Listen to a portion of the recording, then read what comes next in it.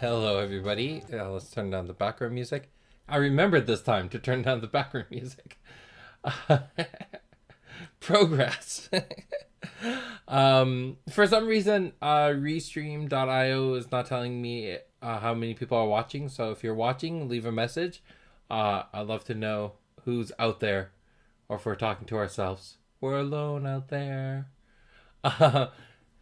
So right now, Alex is just setting up some decks. Before we jump into that, I kind of just want to... So we had the tournament happening on Saturday. It was a lot of fun. We had 6 people play, which was super cool. And we were doing a Future League tournament. So we had the opportunity to see a lot of new champions played, a lot of new cards being played and tested out. And here we kind of refined down to some of the favorite cards that are out there in Future League.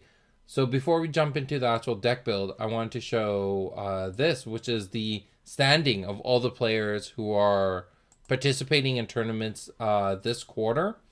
So Alex and Steven tying for that first place with 7 points each. Shahan coming in on right underneath them with 4 points. Then it's myself, but I will be cut from the running. Then Brad, Darren, Reed, Tam, Will, Kyle, and Nick. So it's kind of cool seeing some people come up to the top. I know Steve's one of those people who plays a lot and sometimes doesn't doubt how good, like he doubts how good he is. And I'm hoping this is a good way to prove to him that he's a lot better than he gives himself credit for. So Steve, if you're watching, you're good at this game. Remember that. So yeah, I wanted to put that out there. And also that our upcoming tournaments are on our website, so you can check those out too. We'll be having them, I think the 6th. So not this Saturday, but the Saturday after. And then the 20th of March. So fun times coming up soon. Yeah. I'm thinking for next quarter we might oh, now it's starting to tell me some people are watching. Awesome. It's just Facebook that's messing up. So I was thinking for next quarter we might ramp up the amount of tournaments. So instead of doing 6 tournaments for the league, we'll do 12 potentially. So try to get them out a little bit more frequently. But I'd love to get from player feedback, like what would they want to see, right? What would you want to do? Yeah. Yeah. And hopefully we just need to do 2 of these quarters on Tabletop Simulator, and then we'll be able to start doing tournaments in person again. But there's still some time to go with that. So our goal for today is to talk about the tournament, go over your decks, go over Shahan's decks, because he was doing really well in the tournament. He got in first place, didn't he? Yeah, so I think going over his decks will be a lot of fun too.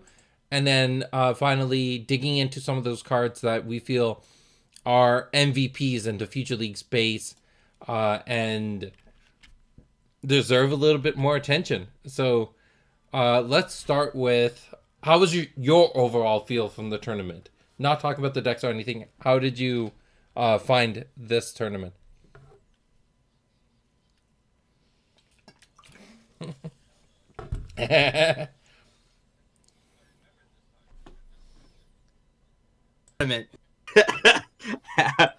Something happened to him, and that started with Shahan. I just realized your audio wasn't on for a little bit, but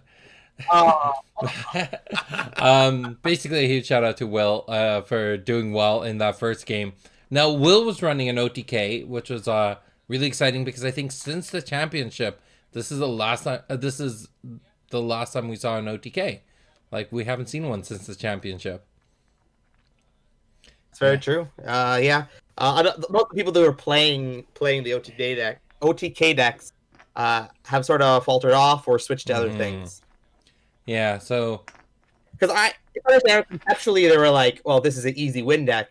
But if your easy win deck doesn't win, there's a problem there. Yeah. And if one of the biggest issues is that you're...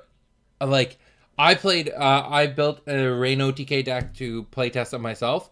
And one of the big challenges I had was just doing the math. Like there's this one time where I tried to go in for the kill and was like, my count was off. Uh, my idea of what was going to happen in that move was just off by a little bit, and then you're super fragile at that point. So yeah, I don't know. It's just if yeah, like you're saying, if it's an easy win deck and it doesn't win the game easily, then I can see that's a good reason to not play it anymore. All right, cool. So let's talk about the two decks you came in with. That's the Blood Mage and Lightning Mage. Why these two champions? What was your focus like to pick these two champions?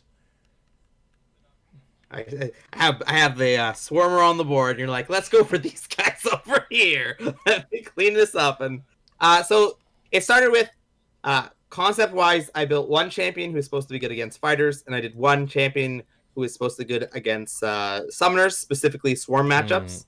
Because I noticed that a lot of players really enjoy playing swarms. Yes. Not many of them play the Titan deck. That's true. Why do you think that is? I built it that people like having lots of stuff on the board. It feels good. It feels like you have a massive presence. That's fair. I don't know. Maybe it's just me, but I very much enjoy having that one scary thing. I think that's part of the reason why I like playing fighters so much, is because that one scary thing is me. Which one would you like to see first? Blood Mage or the Lightning Mage? Which one was... either or. You got this one out. Let's go with it. Do you want to use this tool? I don't know if I have them sorted, so I'll just... they are partially not sorted, yeah. So I'll just start sorting it as we go. So Lightning Mage... You have your classic 3 cheese there. Pressure point and shutdown. That's just a solid foundation. So even with the fact that you're playing Future League cards, you're still running, here's beta, dedicated studies, beta for pressure point and shutdown. So there are some like solid staples outside of Future League, which is, that's good for me to hear. This deck, step 1 was based around Polybeast, which I haven't really gotten to yet. The main focus is Polybeast is just so much health that the common fighter has to get around it to get to me to kill me, or has to push through it, and it is so hard for them to push through it. Yeah. Card that actually flopped in tournament play for me, I think, was Summoner's Totem. I never got the Summoner's Totem in tournament play here with the Polybeast. Now, in our Future League practices on Fridays and stuff, and playing with Will, got it every time and have one of these in hand and then a bunch of Polybeasts. So, but luckily, thankfully, because of dedicated studies, I can filter out that stuff when it's not good. And that's essentially what I end up having to do. But that's where I think I lost some of my games with this deck specifically, would be when I didn't get my Polybeasts, which is a problem when you build a deck around a specific card. Now you're running so many of them, like you're running 12 Polybeasts. Why? Like it feels weird to not get at least 2 of them per game. 12 is in 50, Sid. If I had 50, I'd be guaranteed to get them. 12, there's still a huge percentage I won't get them. There's good chance I'll get 1. I'm really hoping for a minimum of 2. Yeah. And I have to compensate that somehow. That's why just sort of digging through the deck sort of helps to get there. It's like these are essentially pseudo Polybeasts, but I'm going down cards to get to the Polybeast to get there. I had some great interaction with two new cards specifically, both the Terrible Memories and the Shock Signals. I believe you were watching our final match with the Terrible Memories matchup. For those who don't know, the card is I name a card, and my opponent takes damage equal to the amount of that card in their memories, in their graveyard. So, and then he was coming in for the kill, and I dropped 2 of these, and I was just 2 damage short. He was running beat rushes, so he was milling 12 cards, and it was just 1 card difference. If 1 card was different, I would have won the match. It was great. And then on the other end over here, Shock Signal was proving right. It was powerful, but it was powerful in the very specific matchup that it faced. It was facing Necrolich, and Necrolich literally starts the game by going, "I'm gonna mill half my deck," and then once he milled half his deck, he went, "Well, I can't play most of the cards in my hands anymore because I milled half my deck." Yeah, this does very much punish, outside of the Necrolich, it punishes fighters a lot. Any of those decks that are high energy cost. Yes, yeah. And like fighters like streamlining their attacks because they're doing particular attacks, enough copies of those attacks to make sure that their deck's consistent. So it's like the Bullshot deck or the Hurricane Sweeps. Now, do you think with a larger card pool, you will still see high density decks, or will there be a bit more of a spread? So I think with larger card pool, you'll still see. I think you get both. Like if we're looking at this deck, even right here, I think you have that one card that's like, this is my main focus of my deck, and there's a decent amount of it. But then everything else here isn't a crazy amount. Like 6 is, I guess, is okay. It's a decent amount. But from there, a lot of these are 3s and 4s and 2s and 1s. Yeah. And I think that's really the way it goes. And even then, it's, if I had another summon that was similar to Polybeast, but like sort of fit a different niche spot, but was sort of going for the same goal I wanted, then I'd probably split them. But I obviously playing Phage is a very limited card pool on what I can play on that side. Classics, I think Electrical Storm is very much nowadays in the Future League. If you're in Phage, you're almost always running Electrical Storm in some capacity, whether it's Couple Them or whatever. Short Signal was a card that I just never got to play it, I believe. The one game I got to play it, my opponent had a Mythical Protection to counter it. That one time. Like you said, always run that at least one Mythical Protection. You never know when it'll come in handy. Yeah. But otherwise, I think, I'm trying to think which deck performed better. I think the Bears perform better between this deck and the next one we'll show in a second. But this deck, it was enjoyable. It was enjoyable. I liked being able to interact uniquely with like the opponent's memories. As like, let me just take a little peek over at your memories. Okay, gonna do 2 damage with Terrible Memories. No, I definitely don't want to play it yet. It was a card that you just sort of keep holding back. You hold back. You're like, I hope it gets good. So what was the one card that you would feel is your surprise value card? I guess you're talking about Terrible Memories. This is the one card that you're like, you would love to see. Like, would you run more of them, or do you think 4 is a good number for these? I think 4 is a good number for them because it's not a card that wins you the game if you have tons of them. It really is if this game goes really long, which was essentially supposed to be the goal, was Polybeasts are put up there, my opponent has to work through them. The game goes longer and longer. They keep filling their memories. And then you go, the surprise got you a very powerful, Terrible Memories to finish them off. Would you look at, like, how great would it be to defeat your opponent by using Terrible Memories and calling Terrible Memories? And it's just like they have 5 or 10 Terrible Memories in their memories. And the pun would be great. It would be great. What's the one big change you'd want to make with this deck? Like, what's the one thing that you think flopped and you'd want to, if you were to tweak this deck? Number 1, I would have to get rid of the Summoner's Totem. Just the variance of them was just too high. They're very powerful if you get, or maybe it's just a 1-of, and then that's fine. If I luckily get that 1 in the starting hand, and I get a Polybeast, it's great. Because the goal is get turn 1, throw down a totem, and the Polybeasts are right in your opponent's face. They're not avoiding that on turn 1 if it's there, unless they have a jump card. But even at that point, it'd have to be a quick leap because their movement phase is going to go first. So they're either going to skip their movement phase to play an action card to jump around them, it's a bit much. Nice. Um, that actually excites me because for a little while it felt like a Summoner's Totem was gonna be a staple in all Phage Summoner decks, but the fact that you're talking about their particular decks where this card is not ideal, then makes it a card that I'm more interested in printing. Yeah, I could see that because it's just Summoner Totem is definitely something that allows a summoner. Like if this was, maybe that's the actual another issue with me with Summoner Totem in this deck is I'm not that heavy on the summons. I'm not heavy enough. That's what I was looking at. You got 16, so 12 over here, 18. So you're still below 50%. Like you're not a swarm summoner. Yeah. You're a little bit more of a Titan, but your Titans multiply.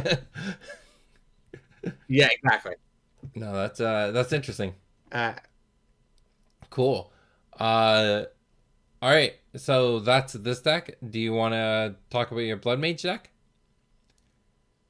All right. Sure. So for everyone who's watching, I'd love to hear your opinion. First of all, come say hi to us in the chat. I am watching the chat. If you leave a comment, I will see that and be able to respond.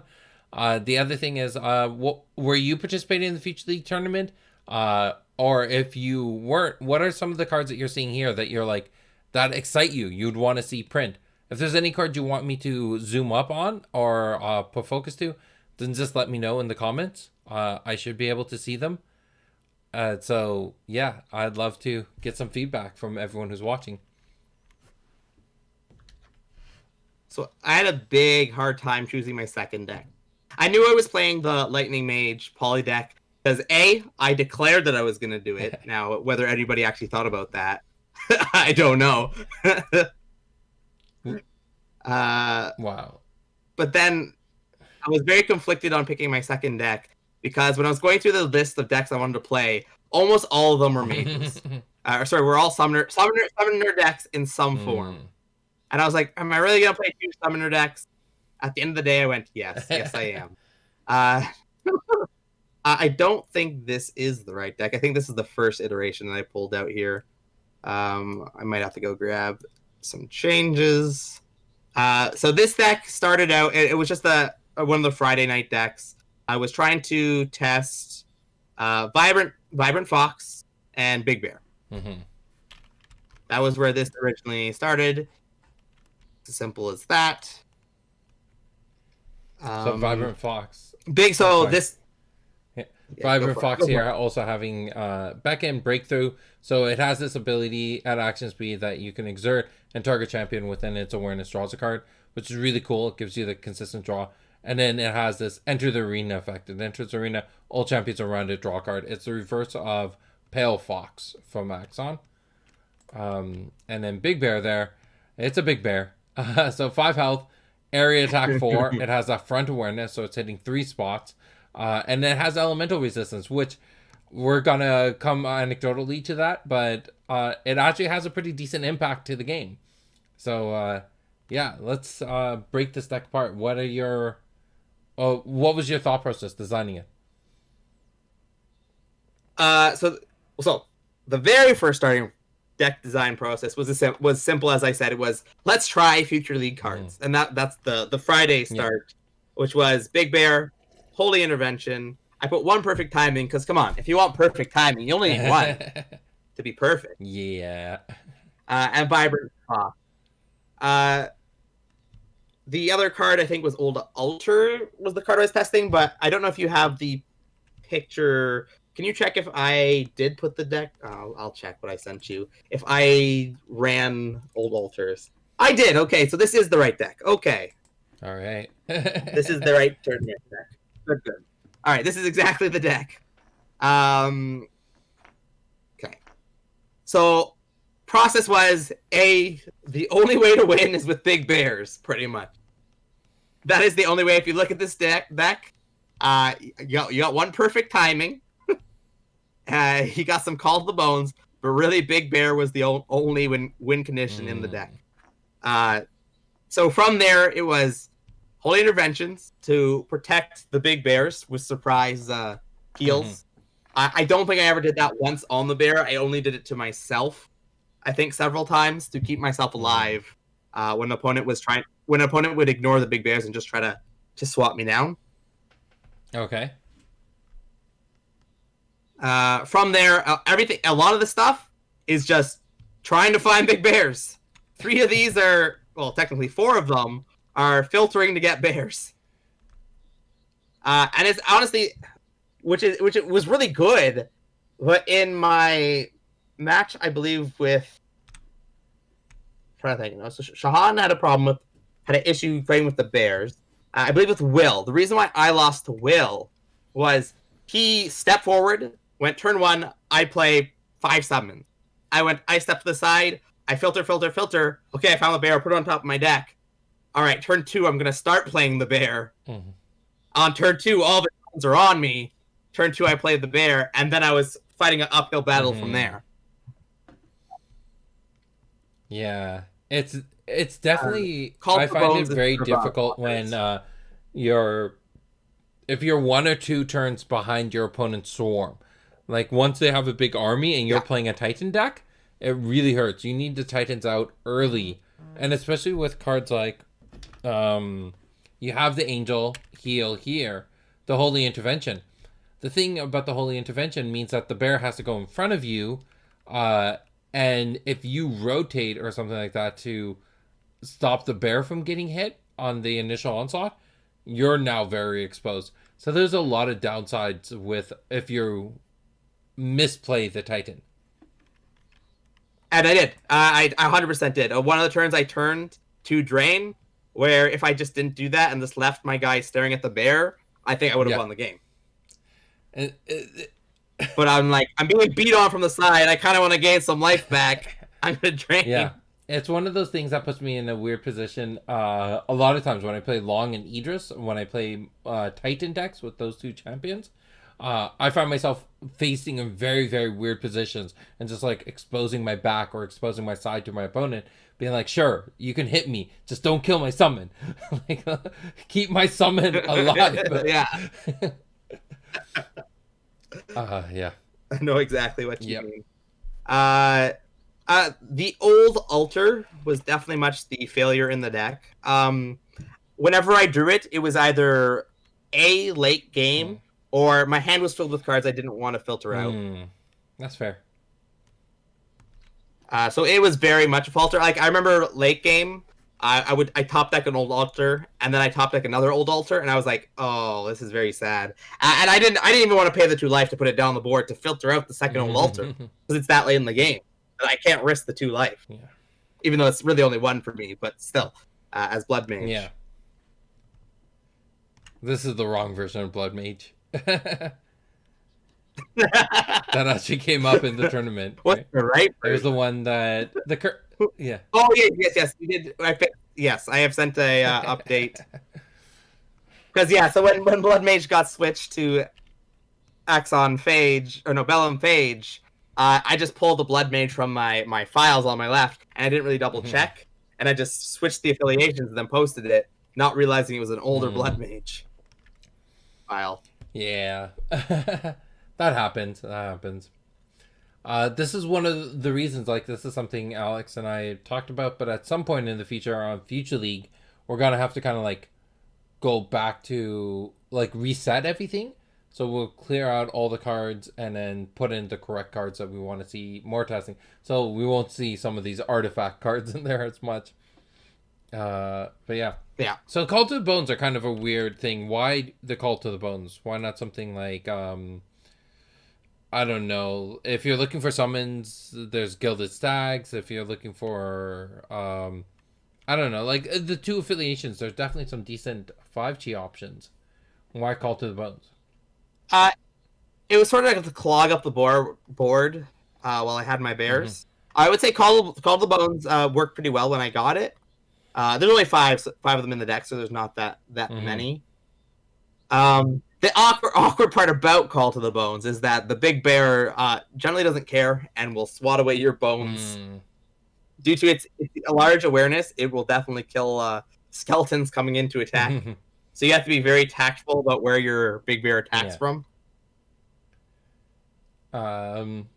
But you are right. Like it's a little weird. But if like I said, if I was to rebuild this deck, I would take out the altars. I don't know if I'd take out the call to the bone. Yeah, I think it's also it's a playstyle here, right? Like it's a preference because your 5 chi slot, you're kind of a lot of this you're looking at. So a lot of your 3 chis. Whoa, what happened there? I didn't do that. That was really weird. So a lot of your 3 chis, the underworld knowledges and the plans. So plans, you look at your top 3, put any of them into your memories, and put the rest back in any order. And then underworld knowledge is just draw a card. These are both about trying to help get to your bears. Same with old altars, same with vibrant fox. Protected by fate and holy intervention are to keep your bears alive.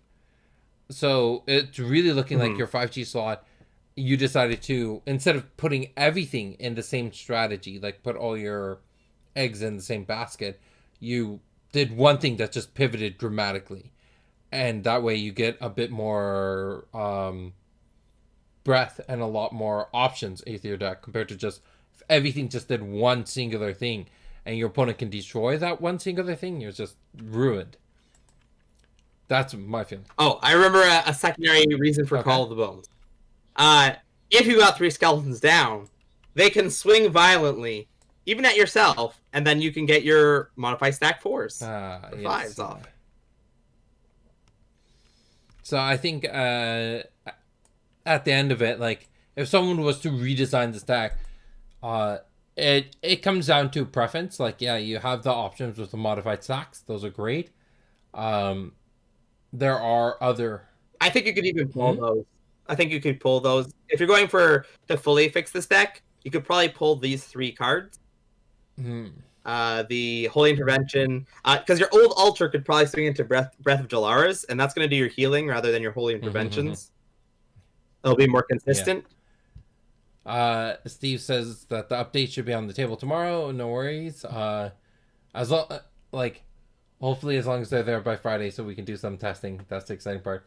Darren mentioning wants rabbit soup to exist, and Vibrant Fox. So my question would be. Would you still want those cards to exist if their flavor was completely different?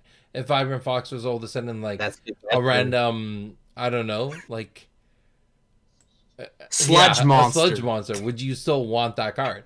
So, is it the flavor or is it the mechanics? And I know with rabbit soup, there's 2 meanings to flavor. So.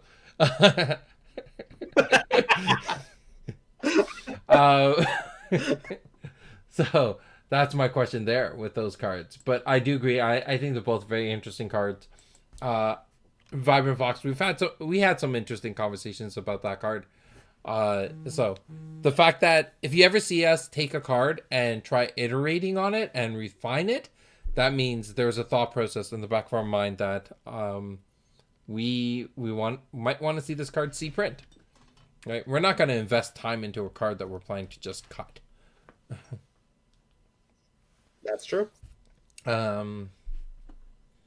Yeah, I think it's a very interesting deck. So the perfect timing, that's just the one thing I kind of like about that is since you are doing the modify stacks, it's like, well, if I'm already going to be going that far to do the modify stacks anyways, might as well just throw in that perfect timing. Now, why not just another bear? Was it just for flair? Well, actually, if you look at the deck, even though there's a lot of digging through the deck, there's really a lack of energy costs. But this isn't a deck that if I got a whole bunch of perfect timings, it's not going to do that great for me. It's still decent. It's just going to do basic attack 3. But in that one scenario, if I have this in hand and I have the setup, which is unique thing about the bear versus other summons, the bear itself can set up stacks for your attacks if it's in the wrong position. Because it's an area attack, it doesn't need a target. You can just have it swat in the air to throw itself onto the stack. Yeah, I've seen you do that. Yeah, all the bears started swatting wildly in the air. Random bears. No, yeah, that's cool. I don't think I would have thought about this if I was playing bears. This is definitely not the deck I would think of doing. I like. I would be looking at chaos because I really like malicious persuasion. Especially if you're playing a Titan deck. I would love to throw in healing with that. So actually, this would be the deal champion for me, but I wouldn't be running these cards. I'd be looking at more like Breath of Jalaras, Malicious Persuasions, even Air Shields.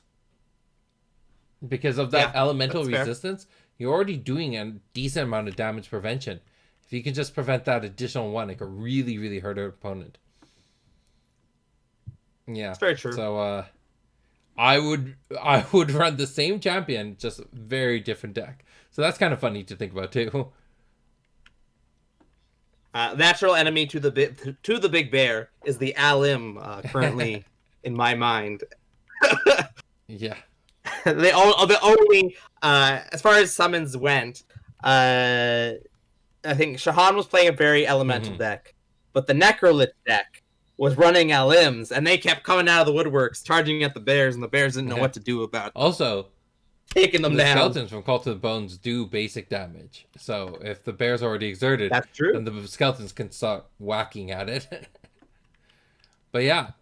Well, there's a lot of stuff that do normal damage. I was just thinking tournament-wise, the Alims were taking bears down like nothing. And then the other thing to think about is that a lot of the original champions, not a lot, there are still a few, like Raha and Malik, have built-in basic attacks. And now those are going to be a little bit more valuable if more creatures like this start appearing. And so that actually kind of is interesting, where the Raha Boltshot deck, if Bears was a really strong meta in your environment, the Raha Boltshot deck would do really well. Because, yeah. Yeah. We already know Boltshot's a good card. Oh, Boltshot. All right, cool. So out of the games you played, what was something that your opponents played? What was a card your opponents played that you felt was surprising, was a lot better than maybe you were expecting, or was like a surprising play? What was something that you think was an MVP in some of those games that you weren't playing?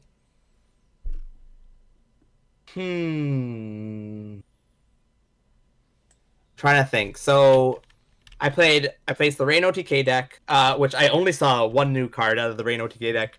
I heard he was playing more, but I only saw like a singular Weight of Knowledge from the Rain OTK.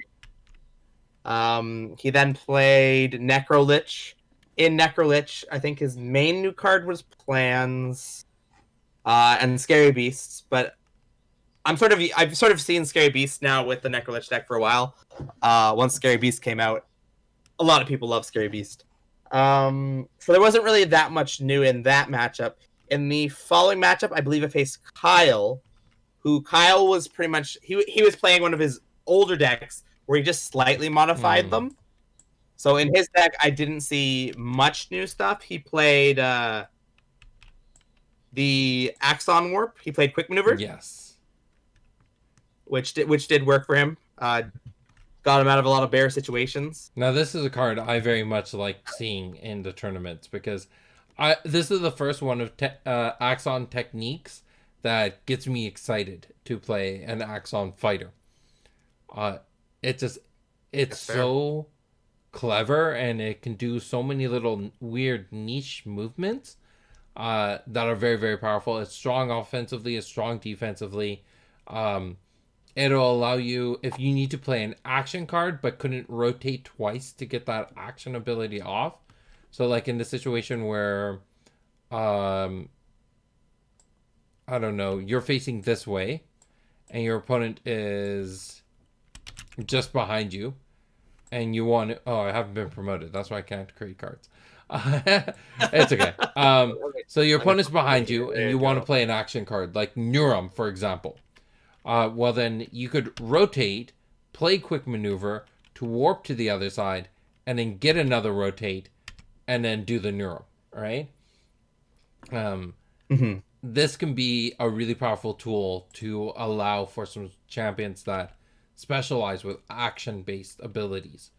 The other thing you can do with it is if you are behind your summon and you want to like tsunami, just say a bunch of spots ahead of you, right? You can warp in front of them, strike the new target in front of you for 3, and then do a tsunami to hit things up ahead. So you can use it to leapfrog your own summons. There's just so much about this card that I think it's a really fun niche card in Axon. Anyways, that's my squeal moment. That's fair. But he paired it off unfortunately badly because he started. Kyle started off with his anti-fighter deck versus my summoner deck. So my summon just came up. He would dodge a bear, and he'd kill a bear, but it was an uphill battle. And then he played his anti-summoner deck against my other one over here, my lightning mage deck. And it just ended up matching up well for him at all. I don't recall. I really can't remember his secondary, any new cards in his secondary matchup. The only card I can remember is Quick Maneuver. That's fair. Yeah, that was just that was my pairings. And then we have Shahan. We haven't looked at Shahan yet. Should I spoil the stuff that he played, or we can still take a look at it first? So let's group this deck together. You can start sorting things out. They should be, luckily, much more sorted for us. So one thing about Shahan and his Swarmer deck is that Shahan has been playing his Swarmer deck consistently every tournament. So I think he's been getting better and better with the deck, making the deck stronger and stronger. And I'm sure this isn't the final iteration, despite him making it to the finals. I think it will still continue to grow as he pushes forward. I know in his first iteration, I don't think there was a chance at all that he was playing AoE damage. But this one, he definitely was. Because there's no reason that a summoner deck can't play AoE. You control your summons. Don't play your AoE on your summons unless you really have to. And yeah, there are some of the cards that can redirect you. I think the interesting thing is in Future League, a lot of those cards that we find very stable outside of Future League, not staple, but staples. We don't see them as much. So things like Rampage Toss, we don't see that so much in Future League. Even though that can definitely disrupt AoEs, and almost every Phage champion is running Electrical Storm these days. So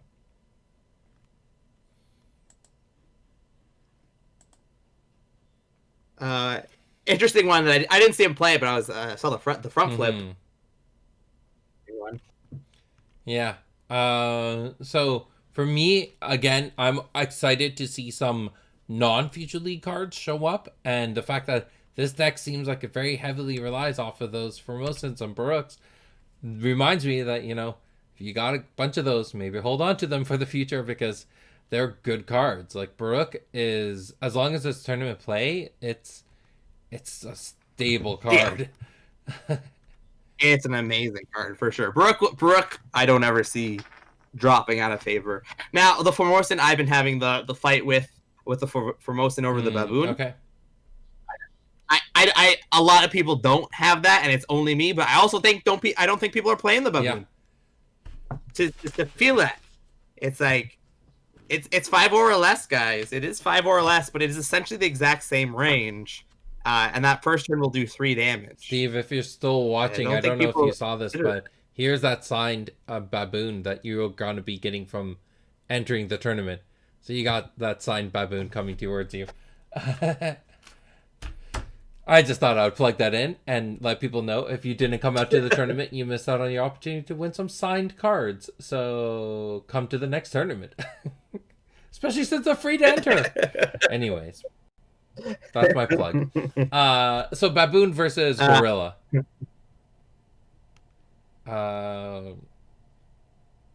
Yeah, I don't know. I don't play with either of them very much. I think part of the reason why Baboon also feels like a little bit more that it's it's fighting for that higher tier, higher place, is the fact that the angel decks have fallen out of favor over time. Yeah. I agree. I can agree with Like that. we saw in Uh, alpha and beta, angels and desk companions came out. Those are your two best aerial summons. Since then, no good aerial summon has really come out, and more things have come out that can hurt aerial. So I don't know. I think that's a big factor to it too. I would agree. I'm just saying, concept wise, I think not people are giving this enough Yeah. love. That's Show all. some love for the baboon. Now, on the opposite side, the reason why I say that is it costs a lot less. Schwarmer has enough aura to run Yes. the Formosans over the Baboon easily. If you're running a summoner that runs a lot less aura, I think is where you should be playing the Baboon over the Gorilla. So if you're running something like a long deck. Yeah. Makes sense. Because even with the Formosan, there's been times where I'm there putting in the Formosan, I'm like, same aura, one more chi, you get the Giant Scorpion. And it's like, yeah. I run Giant Scorpions. I run Giant Scorpion. That's fair. But for that argument, I would say you look towards the Idris aggro deck that I ran in the standard tournament a while back. It's the difference between a Scorpion and like a Formosan, let's say, is that the Formosan is going to do that damage the turn it comes into play, whereas Scorpion, you're going to be delayed that one turn. So it depends on the speed and the tempo of your game and how your deck builds and runs it. I think one of the things I love about Long and is that he slows down the tempo a lot, and he also he has so much health. Like, he's such a tank himself. Until I get to a point where I'm about 12 health or less, I start getting a little bit worried about my opponent killing me. But until then, I'm just like, yeah, hit me. Like, I'd rather you direct all your attention at me than at my summons. So Long, I think, is just a really interesting champion that way. But for Swarmer, I did. No, I was gonna say, for Swarmer, you're sitting at 20 health. Like, the difference from Long going from his full health to 12, that's 16 health. That's almost all of Swarmer's health to begin with. So Long can absorb a lot of damage before he's actually worried at all. Yeah, for sure. My side note, I was going to say one more thing about the Galad Baboon. If you guys haven't known yet, for everybody watching, it's Sid's favorite card. It relaxes him.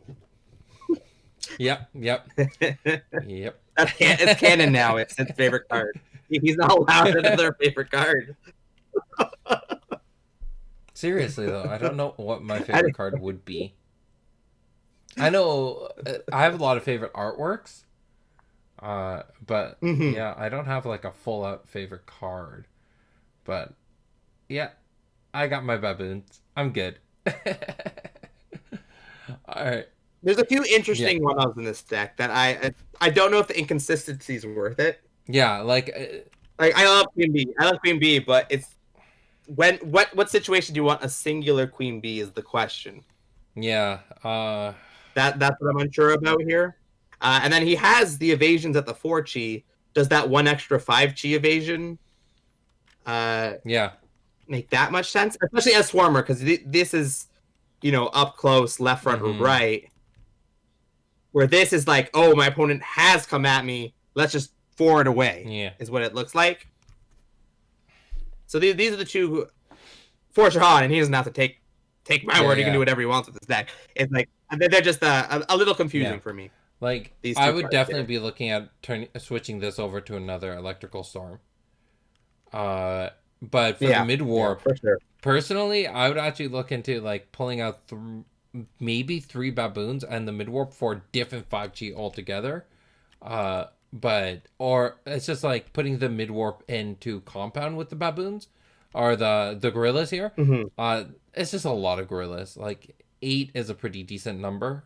I don't see 10 is pushing it if it's a card that you feel is like fundamental for your strategy. But this deck, it's like the gorillas and the Baruchs make me feel that this is a tempo deck. Like he's trying to put pressure on his opponent really, really quickly and, cause a lot of fear. So in that case, like, I don't know, maybe this Baboon is actually like 4 of these and 8 of these could be like a pretty good mixture if you want like a bunch of summons. This Baboon is also nice because it's not exerted. You also get the token, so it still gives you a lot of that speed. Yeah, a lot of people don't think about this. Is you play a Baboon and you double move it just so your opponent can't move up to AoE all the stuff around you. Yeah. So I don't know. That's my perspective. Is I would be looking at diversifying my 5G slots, especially like you're saying.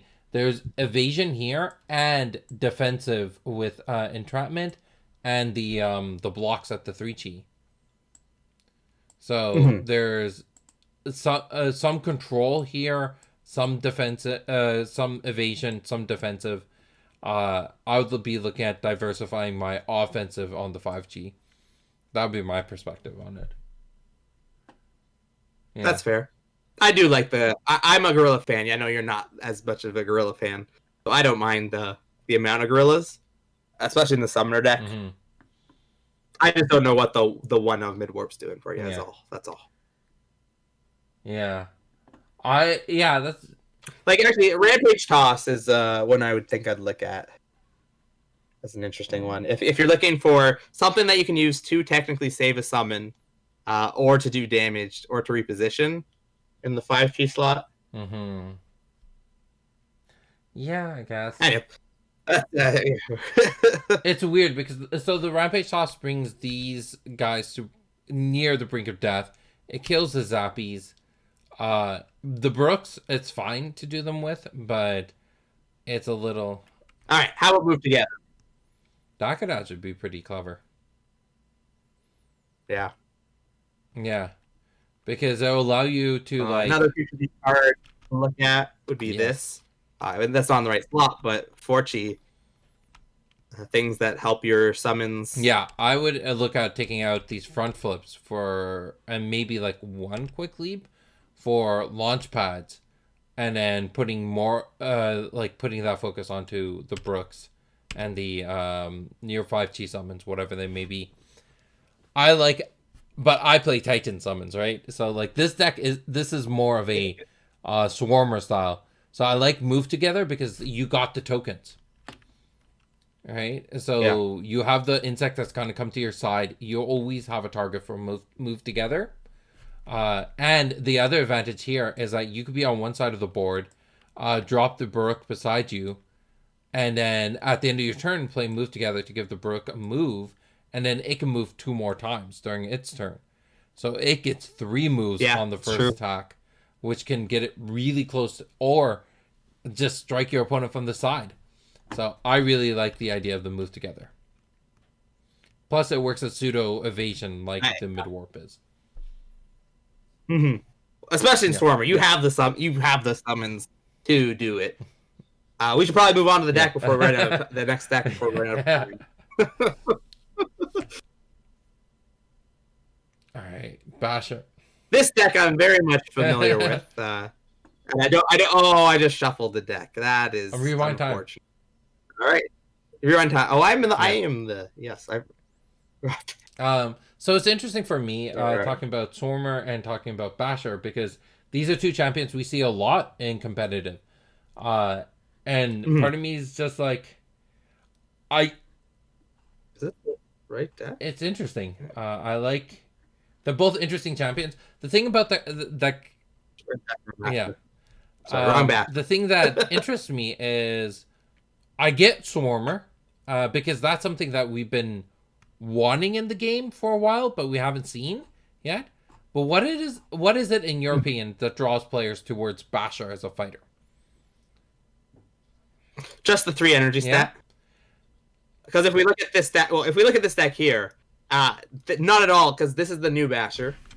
Was not leaning into the earth damage at all with the deck. But I don't know if Shahan's in the chat. I don't know if he was adjusting my deck from the previous tournament because it is 95% of the same. Mm-hmm. So I don't know. Like he added some spiral slashes, which are definitely interesting. I think he did improve on my deck a little bit for sure. Mm-hmm. Because your deck is never perfect. Every game you play, you can slightly adjust it, learning what your weaknesses are to your deck and stuff like that. Mm-hmm. And like I find that a little bit more with in my experience playing past TCGs and then coming into Genesis, because in Genesis, because of the quantity situation, like even looking at this deck, when you talk about little tweaks, like would I look at pulling out some Polyrats for some more entrapments, or pulling out some mid warps for spiral slashes or stuff like that? Like there's a lot of little movements that you can make in here because you have so many quantities. Like pulling out 2 Polyrats still leaves a lot of Polyrats in this deck. But yeah. Yeah. Anyways, so this was very similar to the deck you ran in past tournament. What are your initial thoughts? How did he improve? So he added mythical protections, which I always approve 1 or 2 ups. And he added spiral slash. He went up 1 beat rush and I think lost 1 electrical storm. Oh, beat rush. And then in the 4G slot, he lost the other trap, that muscle weakness that no longer exists. So that's why I think we have a bit more Polyrats here. I see. Yeah.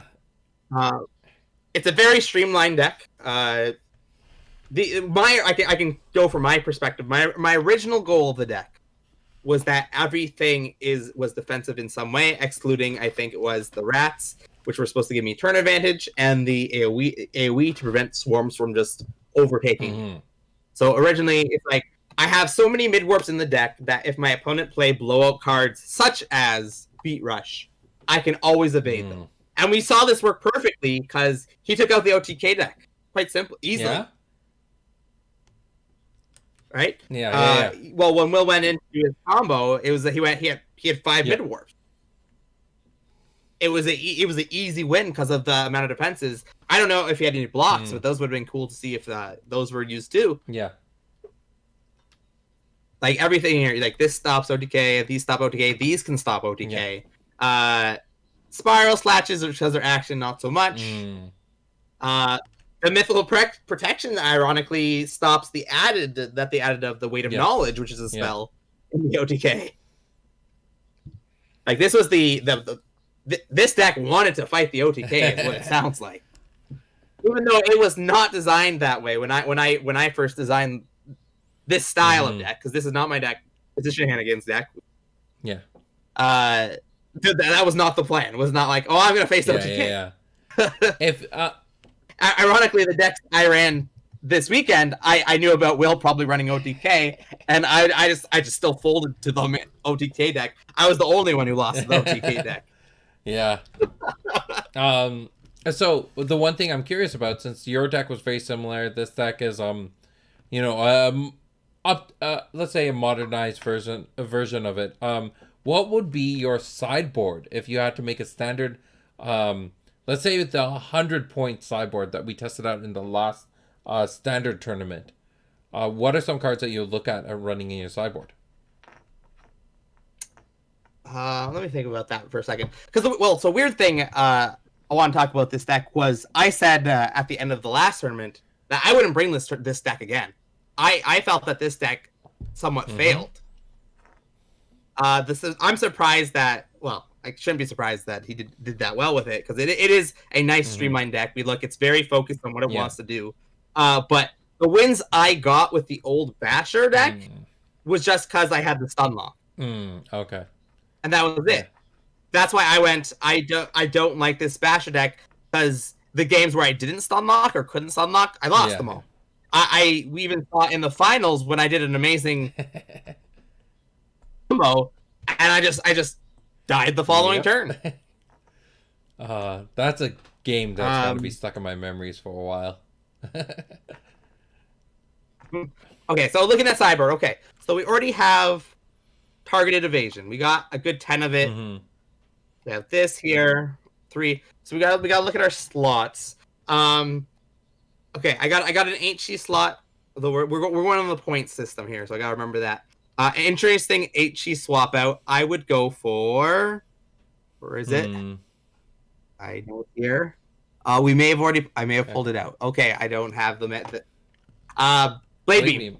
Oh, you're looking at because you're not looking at I'm trying to pull them out. Yeah, I pulled them out when building the decks because I think there's blade beam in his other deck.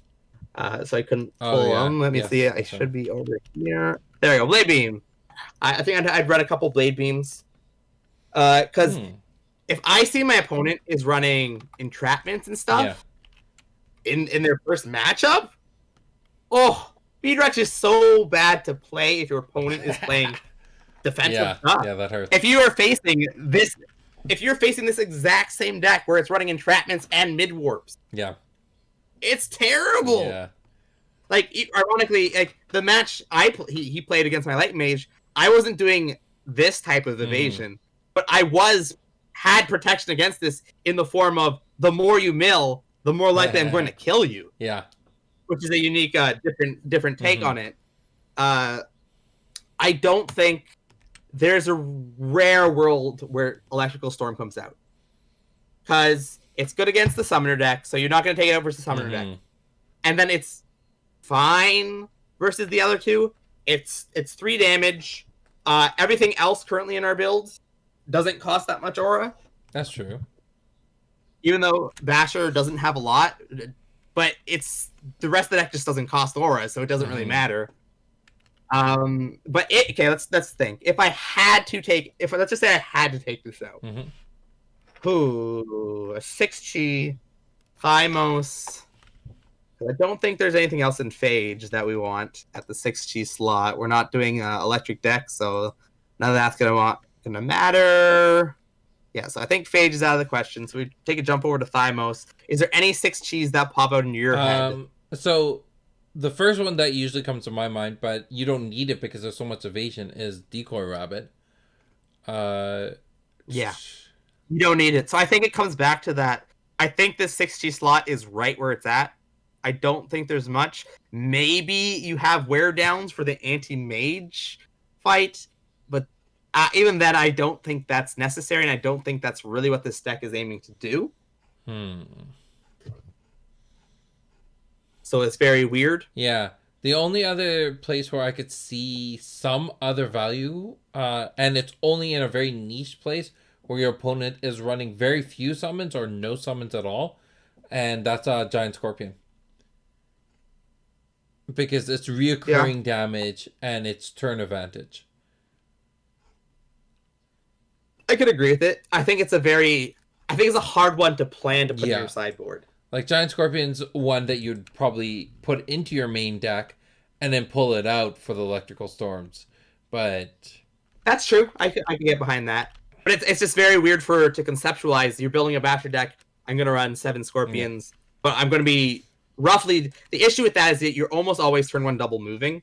A Giant Scorpion wants you to take your first turn off to play Giant Scorpion. So I could see the situation where 3 of these are in your sideboard and 3 of these are in your main deck, and you're swapping these 3 for the Giant Scorpions. But the Giant Scorpions, the one advantage they have in a deck like this is either to control the battlefield a little bit, or if you know that the meta that you're going to be facing is decks that have very few summons and you just want to do concentrated damage. Because if the Giant Scorpion lives, it can hit for 6, 9, and so on and so forth. So, yeah.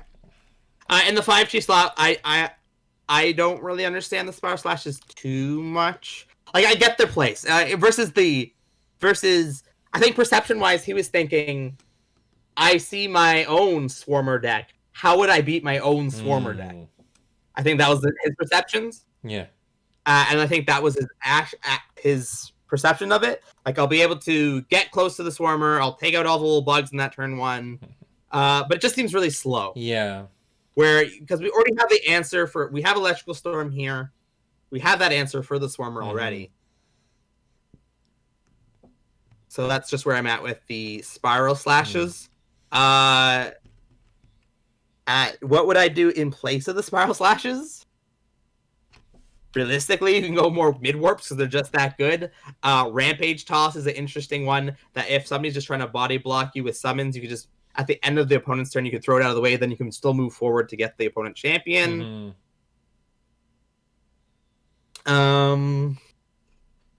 It's just that I think most of this deck is very reactive, or that's the goal of the deck to get to your opponent. The only time you slow off is when you have to. And these two sort of fight each other in doing that exact same role. If you're in a position to Electrical Storm and clear the summons, you're probably in the same position for Spiral Slash. I see the off time when it's there.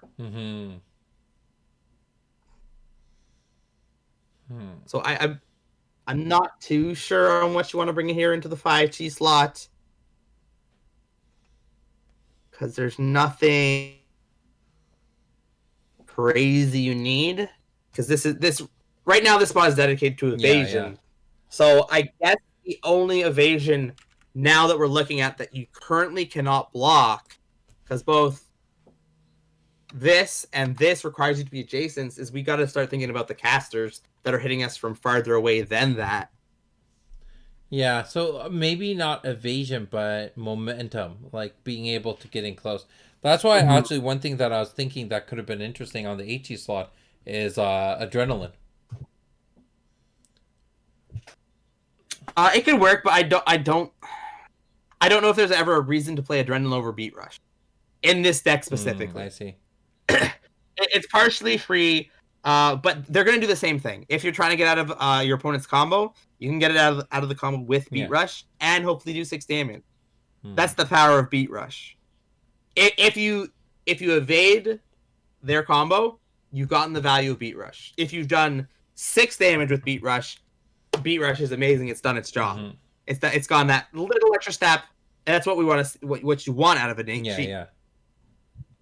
Yeah. Interesting.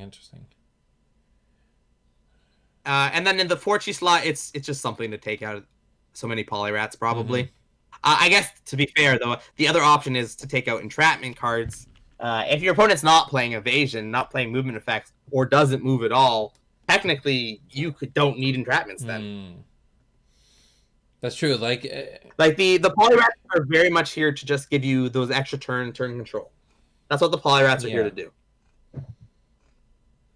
I'm trying to see an option that's interesting if you're looking at gaining momentum on your opponent is Leap.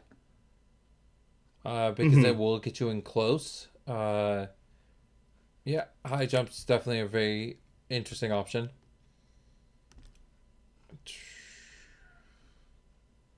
That's just a different type of evasion, but it does work because if you are facing a range deck, an air deck, it's either it's either top deck Electrical Storm or you can't deal with it. Yeah, realistically, I guess you can Beat Rush it, but it's really rough using a Beat Rush to take down a summon. Yeah, like that's what I'm looking at. How the one deck that I could see causing this one a little bit of grief is the Angel deck.